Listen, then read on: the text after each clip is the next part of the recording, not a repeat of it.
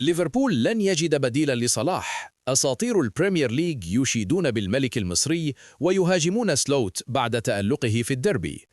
جيرارد وكاراغر ونيفل وروني وهنري يعلنون: صلاح لا يزال قادرا على تغيير مجرى أي مباراة، وسلوت يرتكب جريمة في حق تاريخ النادي. بعد هدف محمد صلاح التاريخي في ديربي الميرسي سايد الذي عادل به رقم أسطورة النادي ستيفن جيرارد كأكثر اللاعبين تسجيلا في تاريخ الديربي 9 أهداف، انفجر نجوم التحليل في القنوات الرياضية العالمية بعبارات الإشادة بالنجم المصري، وفي الوقت نفسه وجهوا سهام المقد اللاذع للمدرب الهولندي أرني سلوت الذي يصر على التخلي عن أعظم لاعب في العصر الحديث للنادي. الأساطير والمحللون أجمعوا على أن صلاح لا يزال قادراً على قيادة أي فريق في العالم، وأن قرار سلوت بالسماح له بالرحيل هو جريمة في حق تاريخ النادي وخطأ لا يغتفر. الجميع يتساءل: كيف يمكن لأي مدرب أن يتخلى عن لاعب بهذه القيمة في الوقت الذي لا يزال يقدم فيه مستويات استثنائية ويحطم الأرقام القياسية؟ ستيفن جيرارد: صلاح أسطورة خالدة، وسلوت لا يدرك ما يفعله.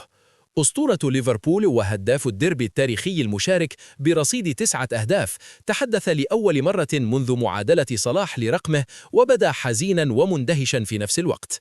في تصريحات خاصة لشبكة سكاي سبورتس قال جيرالد: محمد صلاح ليس مجرد لاعب عابر، هو أسطورة خالدة في تاريخ هذا النادي. عندما ترى رقما قياسيا صامدا لسنوات ثم يأتي لاعب ويحطمه أو يعادله، فهذا يعني أنه استثنائي. صلاح يستحق أن يكون في مصاف الأساطير، وهو بالفعل هناك. وعند سؤاله عن قرار سلوت بالسماح له بالرحيل، انفجر جيرالد غاضبا: بصراحة أنا لا أفهم هذا القرار على الإطلاق.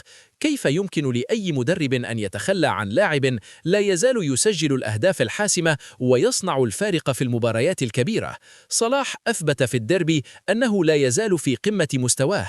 أعتقد أن سلوت لا يدرك حجم ما يفعله.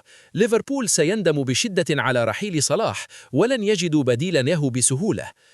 جيمي كاراغر: صلاح لاعب الأجيال، وسلوت يرتكب جريمة في حق النادي. جيمي كاراغر أسطورة ليفربول ومحلل سكاي سبورتس تحدث بإسهاب عن صلاح، واصفا إياه بأنه أفضل لاعب أجنبي في تاريخ الدوري الإنجليزي. قال: صلاح ليس مجرد لاعب كرة قدم عادي، هو ظاهرة كروية فريدة.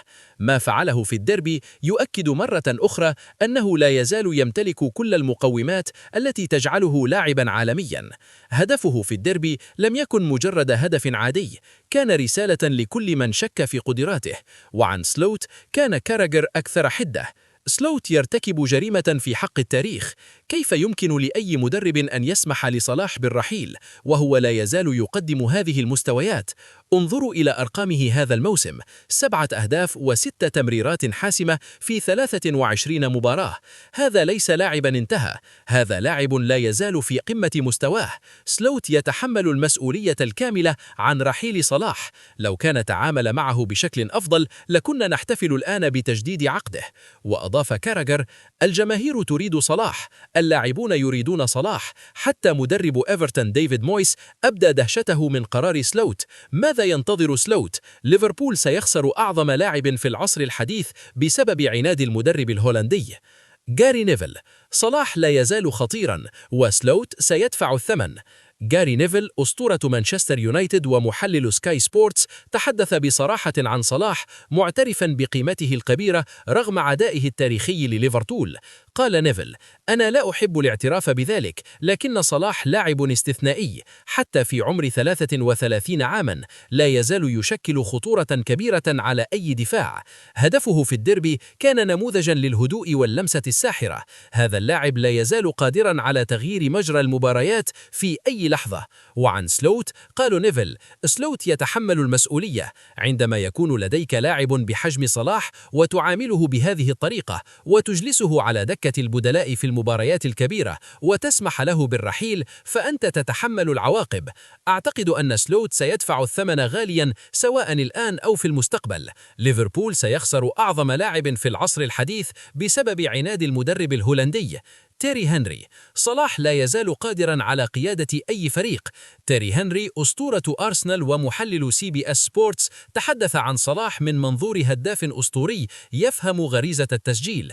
قال هنري: أنا أعرف كم هو صعب الحفاظ على هذا المستوى في عمر 33 عاماً. صلاح يفعل شيئاً استثنائياً، لا يزال يمتلك السرعة والذكاء التكتيكي واللمسة الساحرة داخل منطقة الجزاء. هدفه في الدربي يثبت أنه لا يزال قادراً على قيادة أي فريق في العالم. وعن سلوت قال هنري: أنا مندهش من قرار سلوت. كيف يمكن لأي مدرب أن يتخلى عن لاعب بهذه القيمة؟ صلاح لا يزال يقدم مستويات عالمية، ورحيله سيكون خسارة كبيرة لليفربول والدوري الإنجليزي بأكمله. أتمنى أن يعيد سلوت للنظر في قراره، لكن يبدو أن الأمور قد خرجت عن السيطرة. وين روني. صلاح يثبت أنه من أعظم لاعبي البريمير ليج. وين روني أسطورة مانشستر يونايتد وإنجلترا تحدث عن صلاح بإشادة كبيرة، معترفاً بمكانته كأحد أعظم لاعبي الدوري الإنجليزي على مر التاريخ. قال روني: صلاح لاعب خرافي، ما فعله في الديربي يؤكد أنه من أعظم لاعبي البريمير ليج على مر الآثار. تسجيل 9 أهداف في الديربي ومعادلة رقم جيرالد، هذا إنجاز رائع. صلاح لا يزال يمتلك كل المقومات التي تجعله لاعبا عالميا. وعن سلوت قال روني: أنا متفهم رغبة سلوت في بناء فريق جديد، لكن التخلي عن صلاح بهذه الطريقة ليس هو الحل. صلاح لا يزال يقدم مستويات رائعة، وسيكون من الصعب جدا تعويضه. ليفربول سيخسر جزءا كبيرا من هويته الهجومية برحيل صلاح. مايكل أوين. ليفربول لن يجد بديلا لصلاح. مايكل أوين أسطورة ليفربول السابقة تحدث عن صعوبة تعويض صلاح، مستندا إلى تجربته كلاعب هداف. قال أوين: الأرقام لا تكذب. صلاح سجل 7 أهداف و6 تمريرات حاسمة في الدوري الإنجليزي فقط. هذه أرقام ممتازة لأي لاعب، ناهيك عن لاعب في عمر 33 عاما. أؤكد لكم أن ليفربول سيواجه صعوبة كبيرة جدا في تعويض صلاح. لاعبون بهذه القيمة لا يظهرون كل يوم.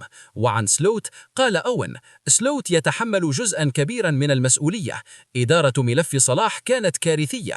كان يجب التعامل معه بشكل أفضل، وكان يجب إقناعه بالبقاء. الآن الجميع يدفع الثمن. بيتر كراوتش. صلاح ظاهرة لن تتكرر.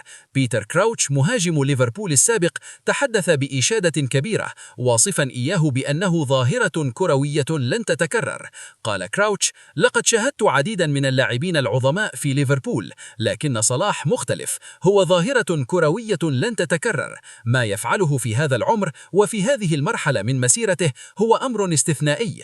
هدفه في الديربي كان تحفة فنية، وتوقيته كان مثاليا.